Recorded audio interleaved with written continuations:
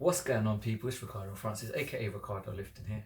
Now, often enough, I've pointed to weight loss, fat loss, etc., and I've done quite a few videos on that. But now let's focus on the opposite, gaining lean muscle mass. You know, there's many people out there I know who are trying to put on some muscle mass, but ever since the gym closed, especially in the UK, in the lockdown, they haven't been able to go to the gym, so they feel like they can't build quality muscle. And the reality is you can, you just have to be smart and utilize what you have around you. So first thing we have to talk about is nutrition. Number one, no matter what your fitness goal is, nutrition comes first. So firstly, you obviously have to be in a calorie surplus. To put on muscle mass, you need to be in a surplus, so eat food. Eat plenty of food. Make sure you're eating enough, but just be in a healthy calorie surplus range. Anywhere from 200 to 500 calories above your maintenance calories. That's going to be different person to person, but there are calorie calculators out there, and you just got to eat. If you find it hard to put on weight, it's better to track just to make sure you're eating enough, because oftentimes you're not eating enough, you know. But if you're someone who puts on weight quite quickly, I would eat about the same portions, probably reduce carbohydrates and increase your protein. So you're having the same calories, but you now are having optimal protein to recover adequately. Another thing, you want to make sure that you're drinking plenty of water. You know, water is key. Whether you're losing weight or gaining weight, you still need to make sure you're drinking enough water to fuel your muscles. You know, when you drink water, muscles end up being fuller. The more hydrated, you get a better pump, and that's what you're chasing. You know, a lot of people chasing the pump to be able to grow, and that's what you need to do. You need to have the right fuel in your muscles to be able to work and then stimulate those muscles as best as you can with what you have. Then the next thing you got to look at is obviously your training. So it's about stimulating the muscle. For growth, you have to stimulate the muscle. You have to be, I wouldn't even say necessarily in a hypertrophy rep range. You just have to be in a rep range that is enough to stimulate the muscle. You can feel growth. You can feel the micro tears, let's say, in the muscle for it to able to grow and repair. So you have to challenge the muscle. You have to put it through more than it's capable of. You have to put it through more than it can take. So training methods at home, you know, you are limited to what you have at home. So if it's body weight, if you've got some resistance bands, it's just about utilizing those. Time under tension is a great way, you know, slowing down the movement so it becomes harder. Making sure that you're contracted and controlling every single movement, and that way you'll get the most effective workout at home. You know, whether it's slowing down the movement, whether it is doing it for a prolonged period of time, it's still time under tension. It's how long your muscle stays under tension. You know, you can do partial reps or just shy of lockout for a lot of movements. You should be doing that anyway in the gym, but at home it's the same principle. You know, you want constant tension on that muscle to keep stimulating it. You know, whether you're doing a bench press, a chest press, come in, you squeeze, you don't lock out the elbows. Do the same with a press up. You know, treat it the same.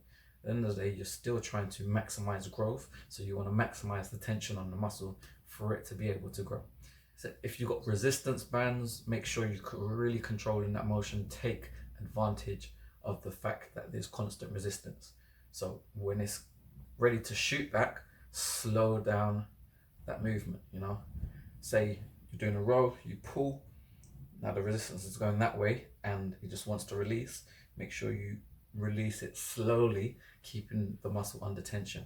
You know, the negative phase of the movement is just as important as the positive phase. You know, and there are a lot of body weight exercises that can really challenge the muscle. For instance, there's some people I know who still find pull-ups quite hard, pull-ups and chin-ups. So utilize those. You know, if you find them hard, do more of them. If you've got a pull-up bar or a frame or something, you can get them quite cheap online, and just utilize them, and you'll, trust me, your back will grow for it. Your back will definitely thank you for it. If you can do dips, again, your body weight is quite heavy in comparison to any pressing motion you do.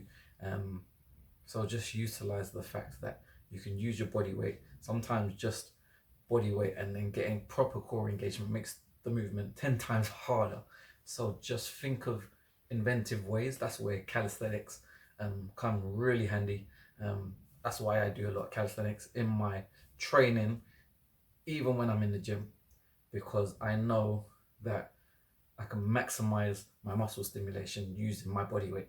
And the more I can do that, yes, it gets easier for my body, but I can actually take on bigger weights just because I'm good at controlling my own personal weight.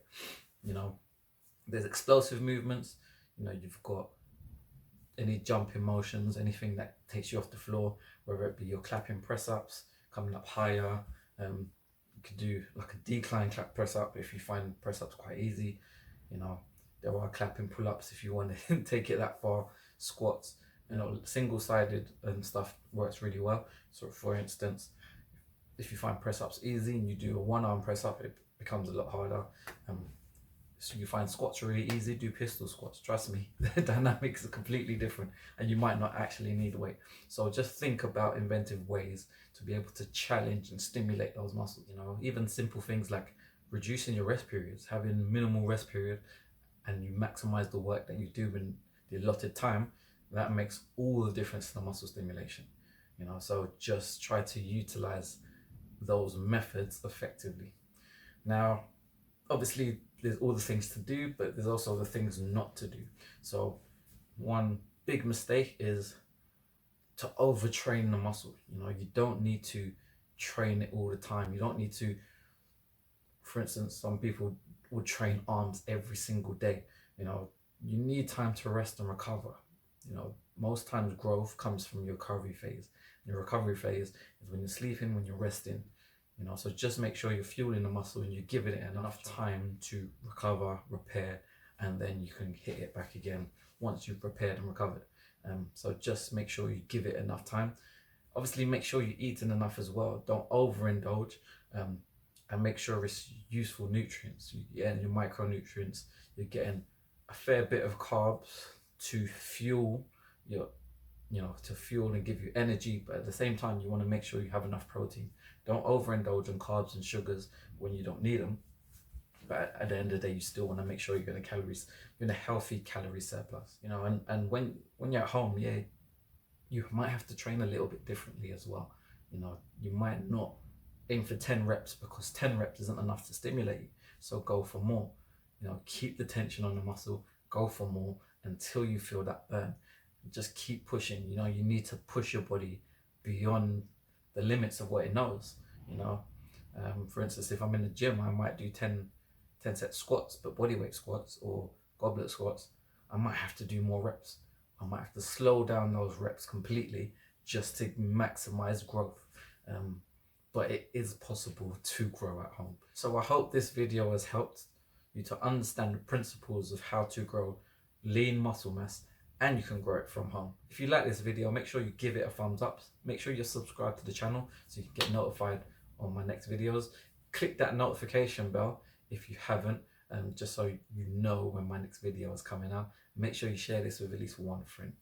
Anyway, that's me. I'm out. Peace.